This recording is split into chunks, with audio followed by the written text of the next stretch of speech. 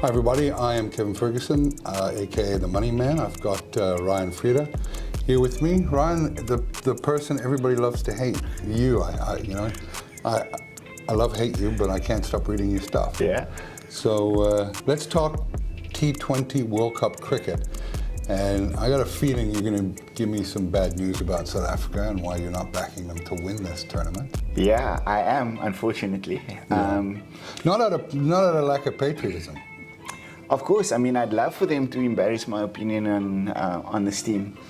I just think that, you know, for a team to win the World Cup, you generally got to win 7 on the bounce. You can lose a pool game, but then it's out of your hands. South Africa found that out at the last World Cup, where they lost against Australia, and then blitzed everyone else. And they were in a good position to win that game. Yeah, they were. And then their batting let them down. And I mean, we'll go into it a little bit more detail later, but I think that's going to be their problem again. And we saw it in the store of India now, even in the ODIs. They've got really talented batters, but they just can't seem to put it together when it matters. And I think that's going to be their biggest downfall. Yeah. We can unpack that a little bit more. Yeah, I guess for me the obvious question is, you know, it's almost when you look at, say, let's deal with the elephant in the room. Yeah. Temba Bavuma. He shouldn't be in the team, based on his stats, and let alone be the captain. I think last year, if I'm not mistaken, he scored less than 70 runs in all forms of T20. I think he scored 3 runs on his last 3 matches, and that was in India.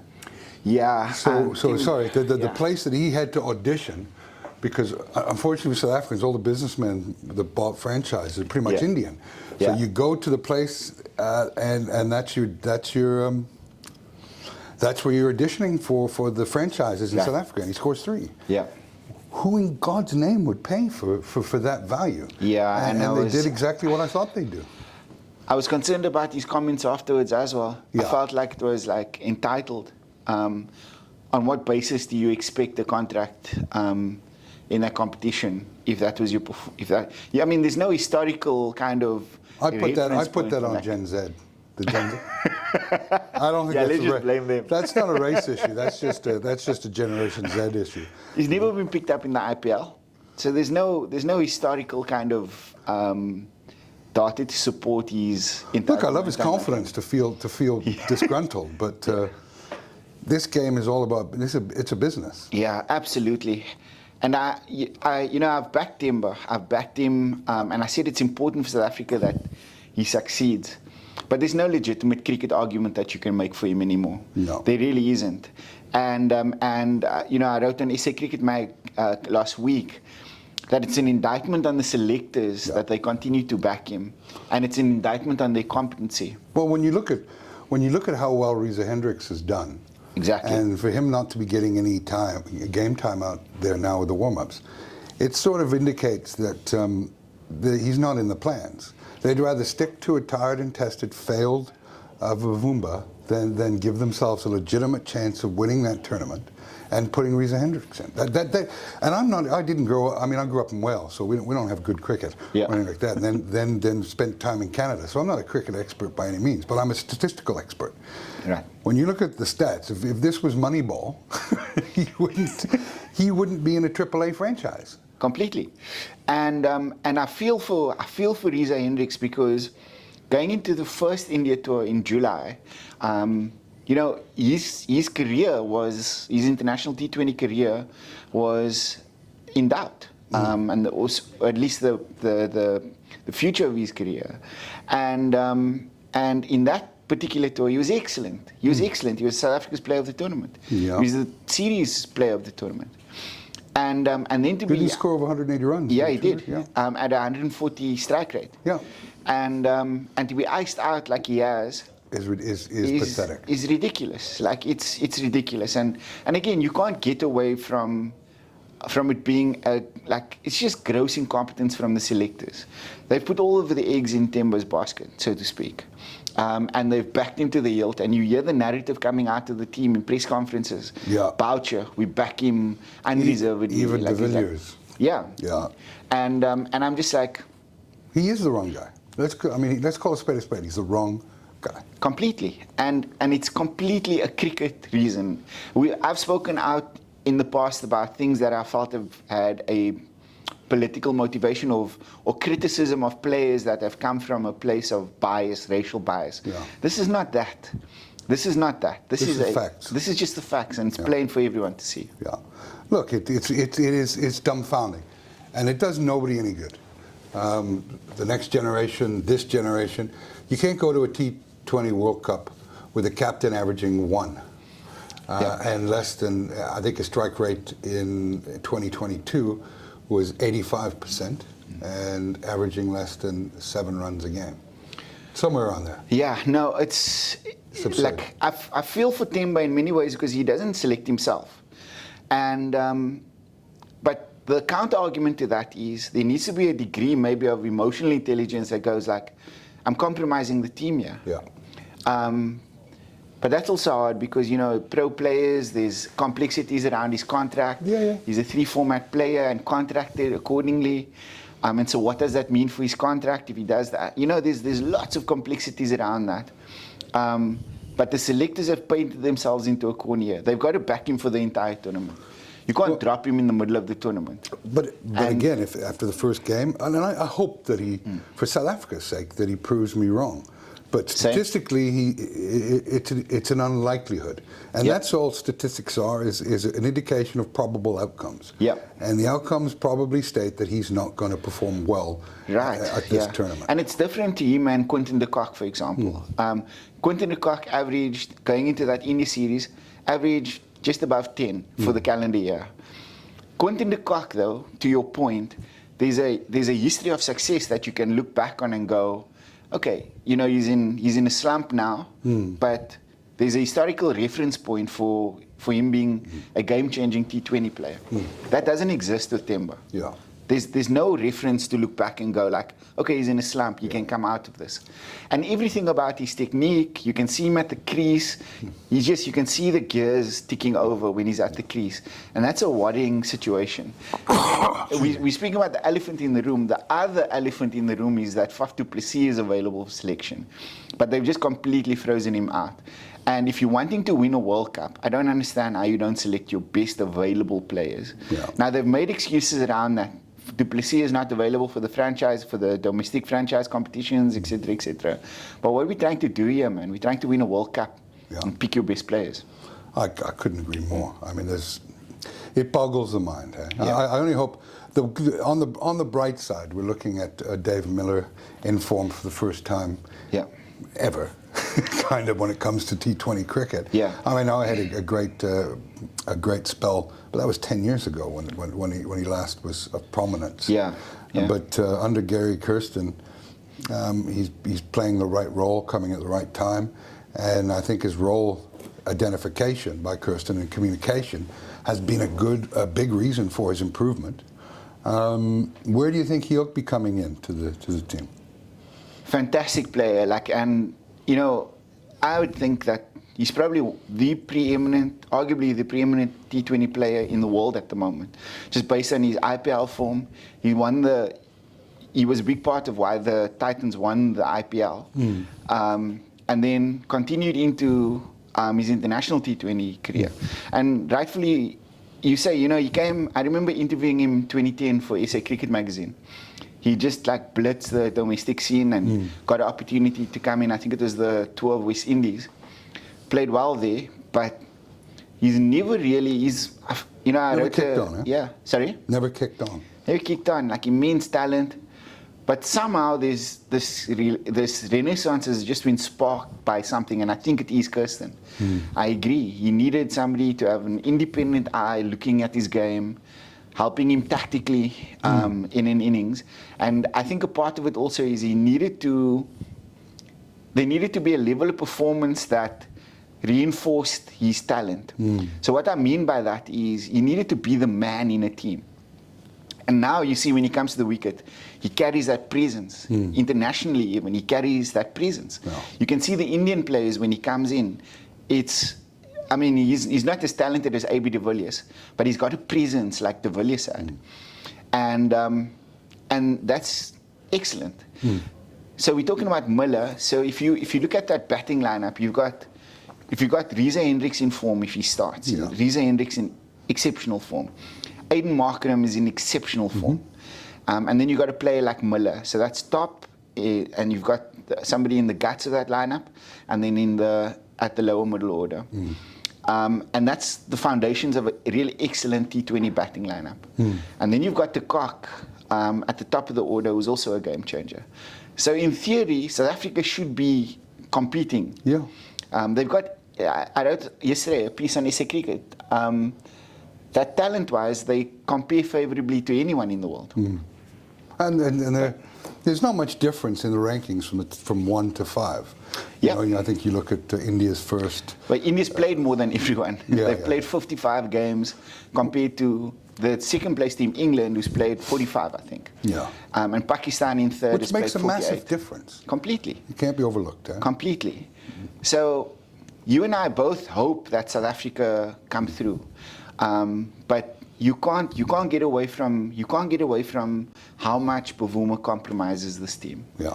And you saw it in the third T20 against India, chasing 227, I think it was, or it was the second one. I can't, my memory slips now, but they're chasing 227, end up 221, I think, and then you look at the contributions at the top of the order, and that's the margins in T20 cricket. Yeah. Yeah. 6 smart. dot balls is a game changer in T20 cricket. Absolutely. So. You're absolutely right. So that said, we've got it's always a great occasion.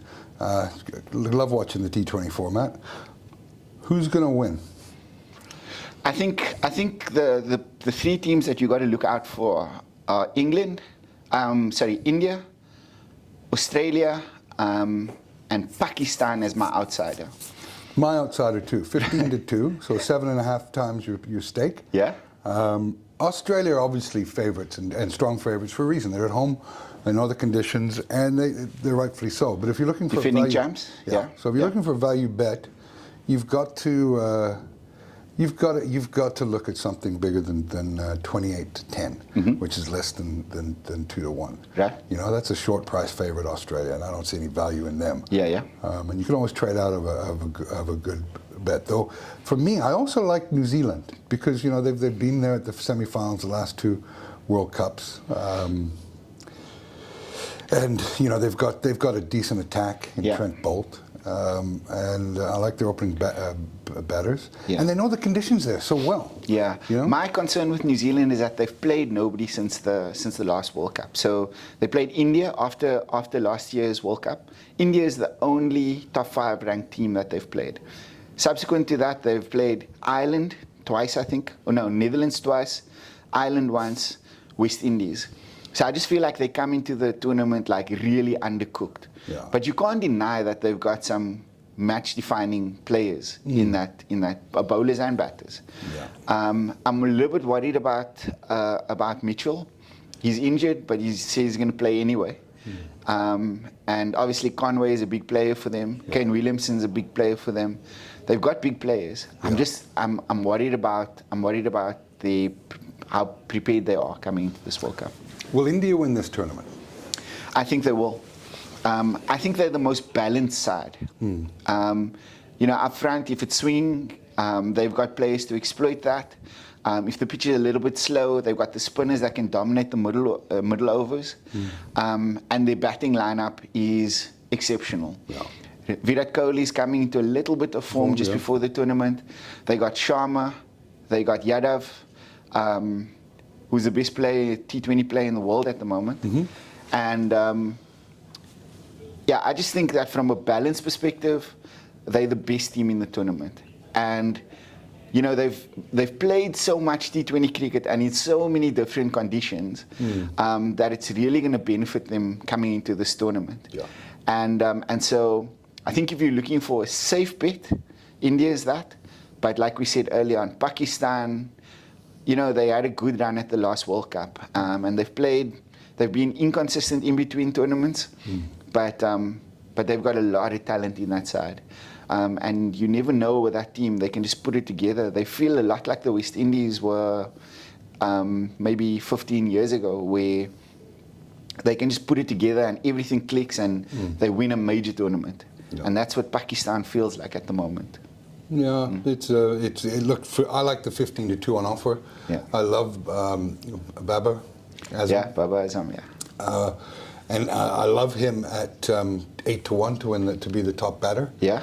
I also like Conway at 25-1 to be the top batter. So Yeah. I'm going to be playing around with that, and I think that those, especially an opening batter like Conway, will put up a lot of runs. Yeah, yeah. In those conditions, yeah, absolutely. And I can't believe that Trent Boult is 25-1 to be the top wicket taker. Really? Yeah. I mean, he was the top wicket taker at the last World Cup, I think. Yeah. So I'm going to be tickling down some money on Trent Boult to be top wicket taker at 25-1. Like I said, Babar Azam at 8-1 and Conway 25-1. Right. So those are my bets, and they're long odds, but they stand a chance to come in. Agreed. So who has to perform for Australia to win the World Cup? So that's tough. I think in T20 cricket, there's a little bit more grace for you because you can bat relatively in an average way, but if you've got a bowling attack like Australia do, they can pull it back for you. Yeah. Particularly with the crowd behind them and with the intensity and pressure that comes with that, and it being a major tournament, an opposition can easily fold chasing a relatively low score there. So I think Australia's strength is still in their batting. If you look at players like David Warner, yeah.